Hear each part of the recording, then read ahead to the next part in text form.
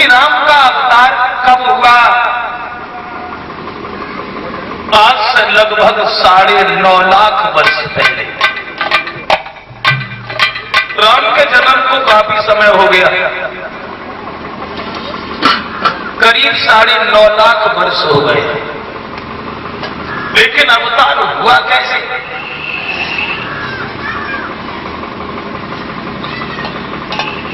अज के पुत्र थे महाराज दशरथ। दशरथ के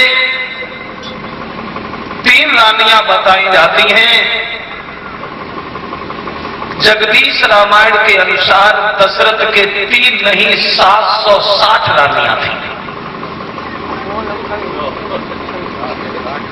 760 रानियों में 3 रानियों का दर्जा सबसे ऊंचा था, जिन 3 को ही गिना जाता है। सबसे पहली रानी थी कौशल्या। ये कौशल्या राजा भानुमंत की लड़की थी। ब्रह्मा जी ने जब रावण को बता दिया और ये कहा कि रावण तुम्हारा अंतिम समय आ गया है, कौशल्या और राजा दशरथ से जो संतान पैदा होगी और उसी के हाथ से तुम मारे जाओगे। रावण ने मरने के डर से कौशल्या को चुरा लिया कि हम शादी नहीं होने देंगे। तो कौशल्या का हरण करने के बाद एक संदूका में बंद करके जल में बहा दिया, उन्हें एक मां को बना।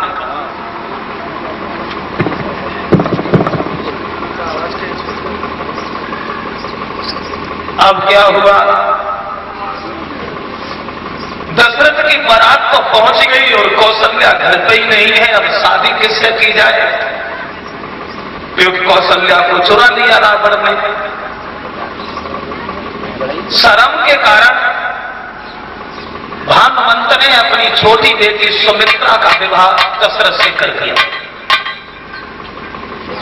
शादी करके जब उधर से आ रहे थे तब रास्ता में कौशल्या से भेंट क्या हो जाता?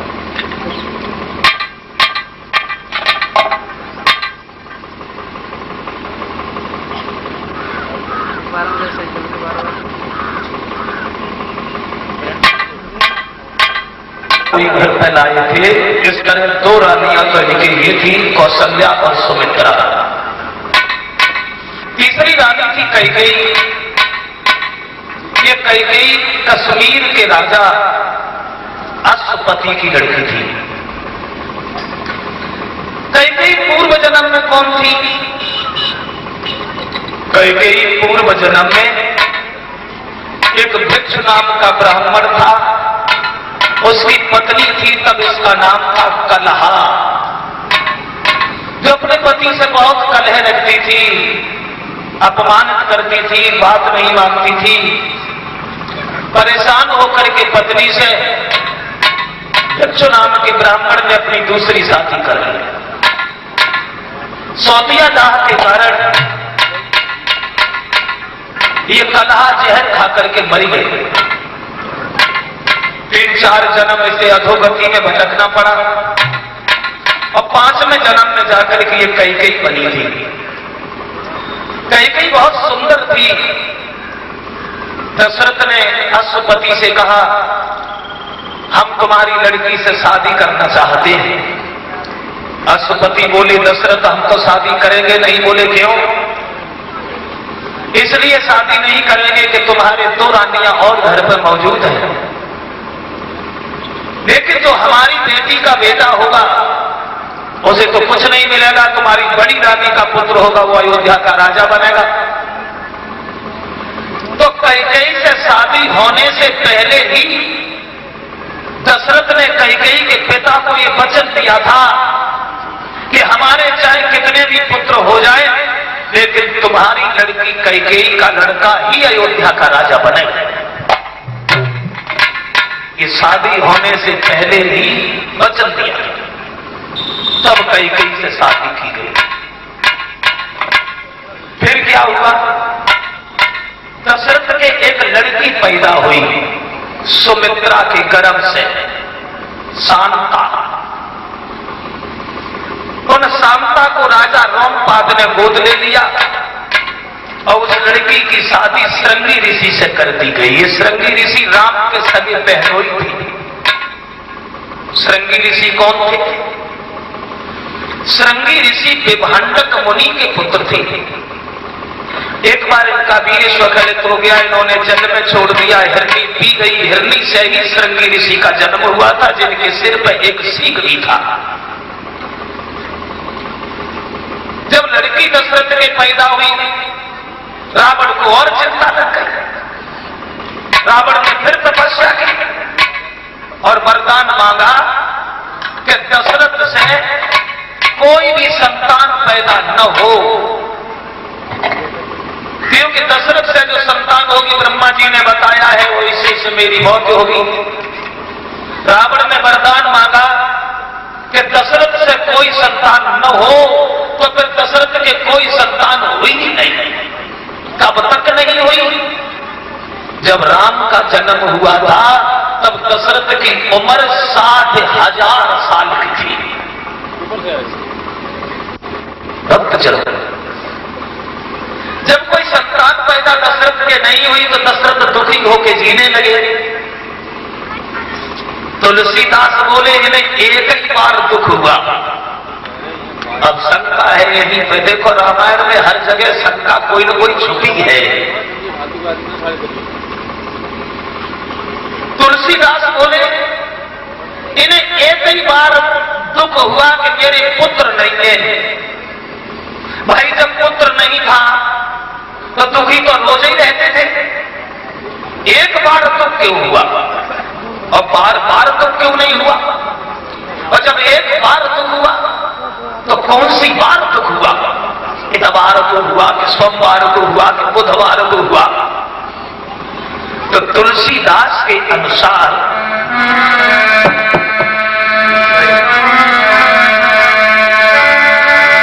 एक बार और दशरथ मन माई,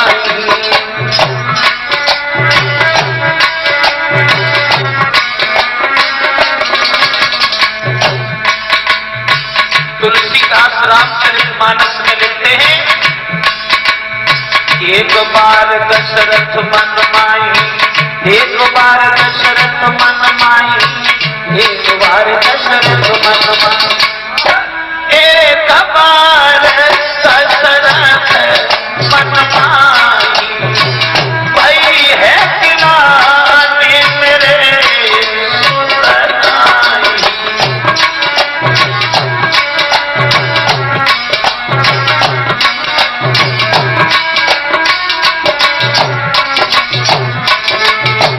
एक बार दशरथ मन माही, भई है गिलानी मेरे सुतनाई। तुलसीदास जी कहते हैं कि एक बार दशरथ को गिलानी हुई, एक बार दशरथ को चिंता हुई कि हमारे कोई पुत्र नहीं है। एक बार चिंता हुई, बार बार चिंता क्यों नहीं? और जब एक बार चिंता हुई तो कौन सी बार चिंता हुई? एक बार दशरथ को तब चिंता हुई, दशरथ शिकार खेलने के लिए गए और एक हिरण का पीछा करते करते करते करते बहुत दूर निकल गए। जब जब बाण छोड़ते हैं बार खाली चला जाता है। हिरण मुड़ के खड़ा हो गया, अवध नरेश क्यों हमारे पीछे पड़े हो? तुम हमारा वध कर ही नहीं सकते। दशरथ बोले क्यों भैया, हम तुम्हारा वध क्यों नहीं कर सकते? तो हिरण बोला सुनो, तुम हमारा वध नहीं कर पाओगे, कभी नहीं कर पाओगे, क्योंकि हमें एक वरदान मिला है कि जिन राजा के सुतना होई, जिनसे मेरा मरण न हो।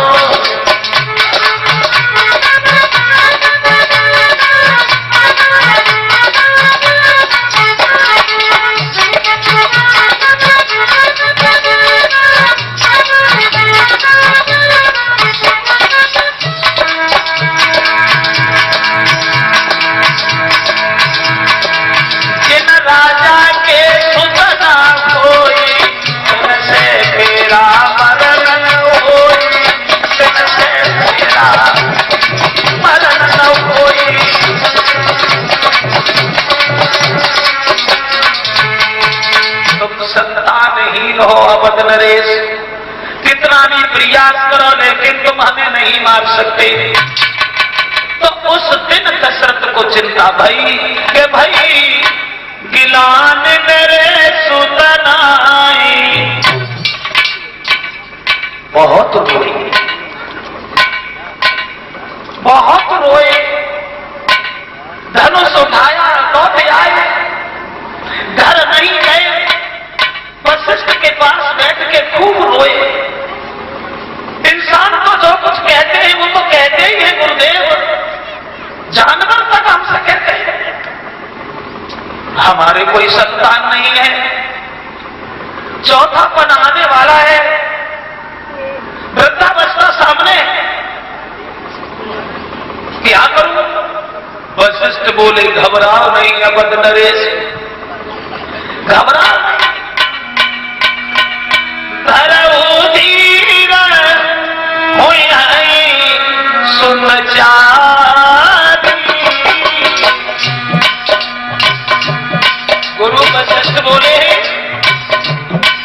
ना करो, धरऊ धीर होई सुन चारी। चौथा भुवन सकल बलिहारी।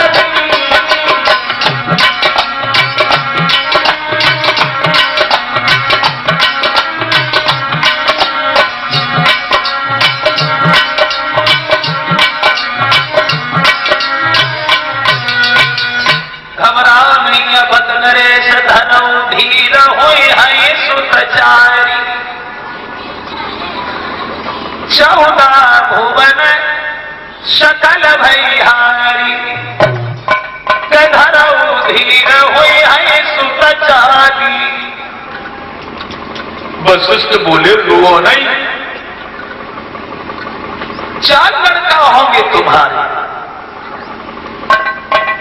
होंगे तब जब हम श्रृंगी ऋषि को बुलाएंगे, पुत्रेष्ठ यज्ञ कराएंगे। श्रृंगी ऋषि पुत्रेष्ठ यज्ञ कराने में प्रकांड विद्वान हैं और उस यज्ञ से धरो धीर हुए हैं सुतचारी। फिर क्या हुआ? श्रृंगी ऋषि वशिष्ठ बुलावा। श्रृंगी ऋषि को बुलाया, सभी संत ब्राह्मण एकत्रित होते हैं, यज्ञ किया। 1 साल तक अश्वमेध यज्ञ हुआ। फिर चैत के महीना में 3 दिन पुत्रेष्ठ यज्ञ हुआ। जब वो यज्ञ हुआ तो अग्निदेव प्रकट हो गए और अग्निदेव खाली हाथ नहीं आए।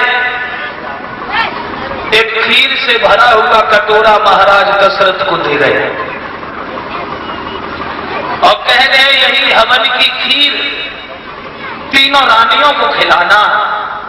धरऊ धीर होई है सुतचारी। भगवान के नाम पर विश्वास करना, तीनों रानियों को जाकर के ये खीर खिलाना और इसी खीर से तकदीर बदल जाएगी। अग्निदेव चले गए, वो हवन की खीर दशरथ ने तीनों रानियों को खिलाई। कब खिलाई, कौन से दिन खिलाई, कौन से महीना में खवाई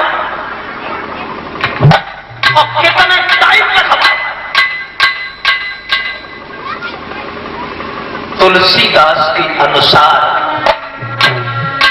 अरद भाग कौशल्य ही दीना, वैभाग आधे कर दीना।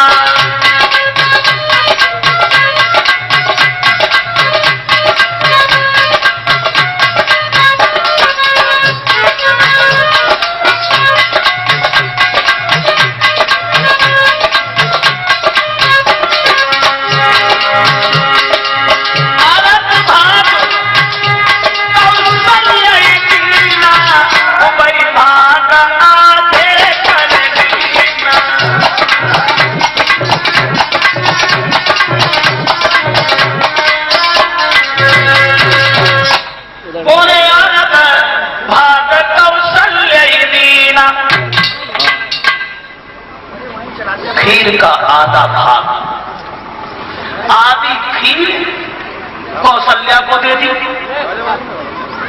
आधी खीर कौशल्या को दे दी, और वो भाई भाग आधे कर कीना। आधी खीर जो बच गई उसमें से आधी कैकेयी को और आधी सुमित्रा को दे दी। राधे श्याम रामायण के अनुसार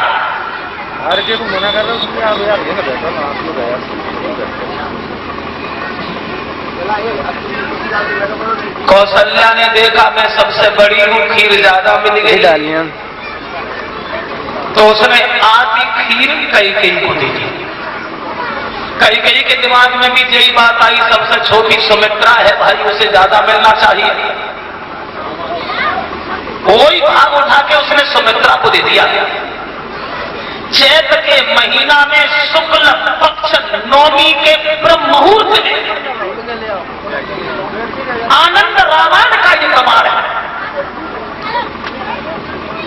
चैत में शुक्ल पक्ष नवमी के ब्रह्म मुहूर्त में सुबह सुबह तीनों रानियों को खीर खिलाई। अरद भाग कौशल्य ही दीना, ओ भाई भाग आधे कर दीना।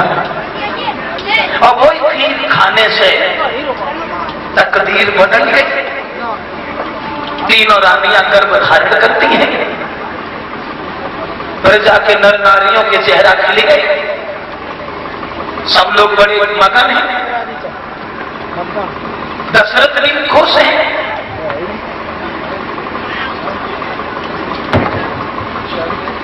तो हवन की खीर से तीनों रानियां गर्भ धारण करती हैं। धीरे धीरे धीरे धीरे समय गुजर गया। आ गया वो दिन जिस दिन का संतों को महात्माओं को वर्षों से इंतजार था। श्री राम का अवतार हुआ। अवतार हुआ, श्री राम प्रकट हुए। कब हुए, कितने टाइम पे, कौन से दिन, कौन से महीना में? अब खीर खाने के कितने दिन बाद अवतार हुआ?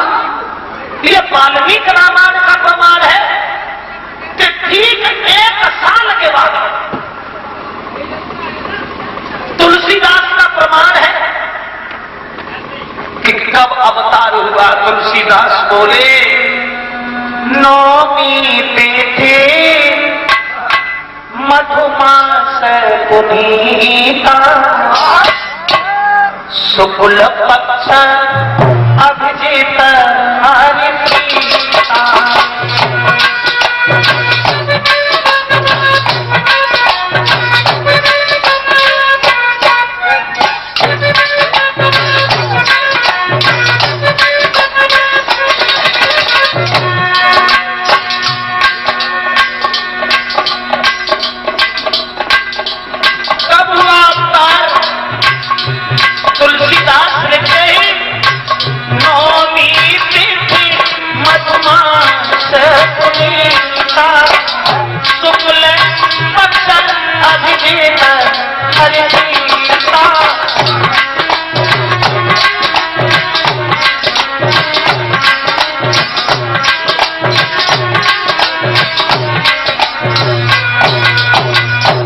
बोले नौमी तिथि मधुमास, मधुमास चैत का महीना।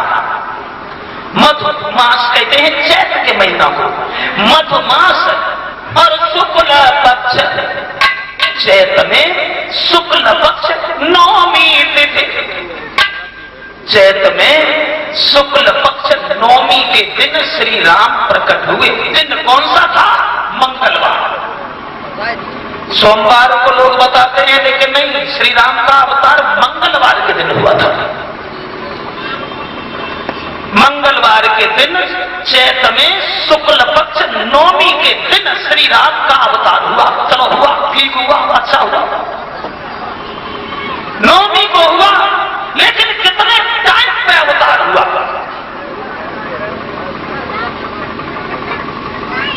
तो घड़ी का टाइम तो तुलसीदास नहीं दे पाए कि 1 बजे हुआ अवतार, के 1:30 बजे हुआ कि 2:45 बजे हुआ। तुलसीदास जी लिखते हैं कि मध्य दिवस अति शीतल धाम,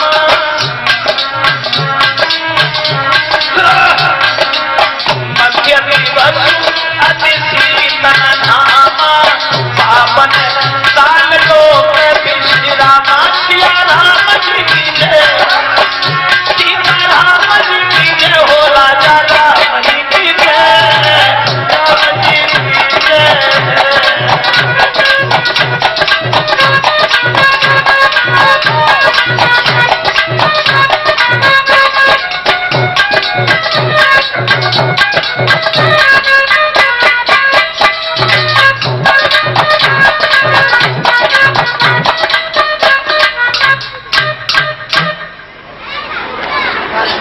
भगवान श्री राम का अवतार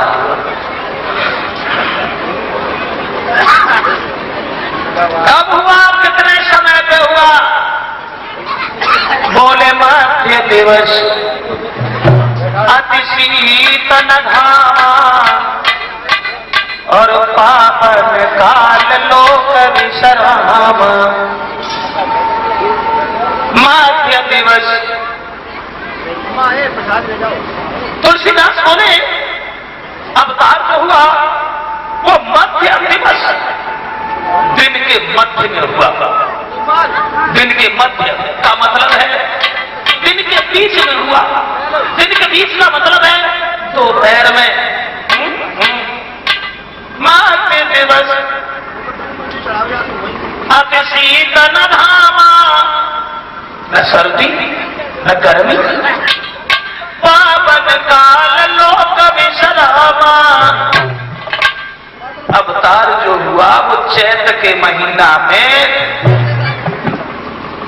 शुक्ल पक्ष नौमी दिन मंगलवार को दोपहर में हुआ। ये तुलसीदास का मत है। जगदीश रामायण के अनुसार नौमी को श्री राम, एक दिन बाद दशमी को कैकेयी के पुत्र हुआ, उसके भी एक दिन बाद एकादशी को सुमित्रा से 2 बालक, 3 रानियों से 4 लड़का, और वो भी एक एक दिन के फर्क से, अंतर से।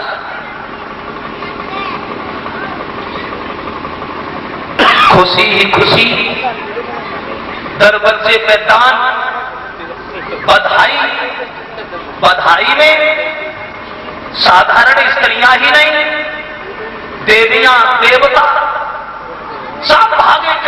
कैलाश पर्वत से शंकर जी दौड़ पड़े, ब्रह्मा उधर से दौड़ पड़े, राम के बाल स्वरूप को देखने के लिए, बधाई में शामिल होने के लिए।